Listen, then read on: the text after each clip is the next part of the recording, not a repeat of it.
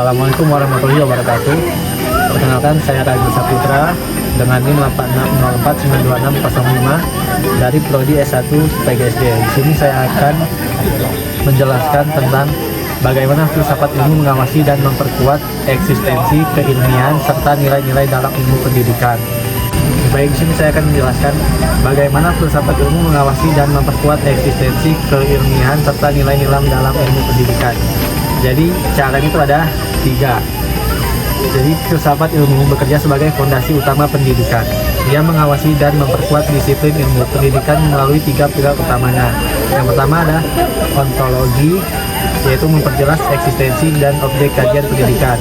Yang kedua ada epistemologi, menjaga validitas dan metode ilmiah. Dan yang terakhir ada aksiologi, yaitu memastikan nilai moral, etika, dan kebermanfaatan ilmu tersebut bagi kemanusiaan. Baik, di sini ada rincian bagaimana ketiga pilar tersebut bekerja secara konkret.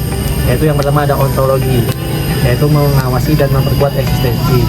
Dari objek kajiannya, filsafat ilmu menetapkan bahwa manusia adalah objek studi utama pendidikan yang utuh dan dinamis. Dari kejelasan arah, menghindarkan ilmu pendidikan dari bias atau reduksi, hanya memandang manusia sebagai mesin atau sekedar objek ekonomi, dengan menetapkan hakikat manusia seutuhnya. Yang kedua ada epistemologi, mengawasi dan memperkuat keilmiahan. Validitas pengetahuannya, menguji secara kritis teori dan metode pembelajaran yang digunakan. Metodologi yang kritis, yaitu menolak dogma atau asumsi tanpa bukti, sehingga mendorong riset-riset pendidikan yang sistematis, objektif, dan dapat dipertanggungjawabkan. Terus yang ketiga ada aksiologi, yaitu memperkuat nilai-nilai dari landasan etika, memastikan ilmu pendidikan tidak hanya mencetak manusia pintar, tetapi juga berkarakter dan bermoral. Dari kebermanfaatan atau utility, mengarahkan agar setiap teori dan praktik pendidikan bermuara pada peningkatan kualitas hidup, memanusiakan manusia dan kemajuan sosial masyarakat. Penjelasan yang kedua, yaitu bagaimana pendidikan yang bermakna dan bernilai turut memperkuat perkembangan filsafat ilmu.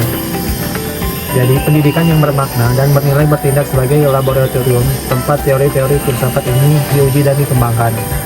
Melalui pembelajaran kritis, siswa tidak hanya menghafal dogma ilmiah, tetapi juga memahami akar metodologi, epistemologi, tujuan ilmu, aksiologi, dan hakikat realitas ontologi dari setiap ilmu yang dipelajari. Proses ini juga memperkuat filsafat ilmu melalui beberapa cara utama. Yang pertama ada menguji teori secara praktis, yang kedua pengembangan berpikir kritis, yang ketiga integrasi etika atau aksiologi, dan yang keempat pemecahan masalah konseptual. Yang pertanyaan ketiga, mengapa filsafat ilmu dapat disebut sebagai pisau analisis, ontologi, epistemologi, dan aksiologi dalam membedah persoalan-persoalan pendidikan. Jadi, filsafat ilmu disebut sebagai pisau analisis karena menyediakan 3 pilar kerangka berpikir kritis, yaitu ontologi, epistemologi, dan aksiologi. Ketiganya membongkar masalah pendidikan secara komprehensif, mulai dari hakikat materi, metode penyimpanan yang valid, hingga tujuan moral penerapannya bagi siswa. Di rincian ketiganya dalam membedah persoalan pendidikan ada 3, yaitu ontologi sebagai hakikat realitas pendidikan, yang kedua epistemologi sebagai metode dan kebenaran, dan yang ketiga aksiologi sebagai nilai dan manfaat ilmu. Yang terakhir, di sini ada contoh konkret penerapan filsafat ilmu dalam praktik pendidikan, misalnya dalam kebijakan, kurikulum, atau proses pembelajaran. Penerapan filsafat ilmu dalam pendidikan terlihat dari bagaimana landasan ontologi, hakikat ilmu, epistemologi, cara memperoleh ilmu, dan aksiologi, manfaat ilmu. Di sini adalah contoh konkret penerapannya. Yang pertama yaitu dalam kebijakan pendidikan, yaitu dari landasan aksiologi. Yang kedua dalam kurikulum, yaitu landasan ontologi dan epistemologi.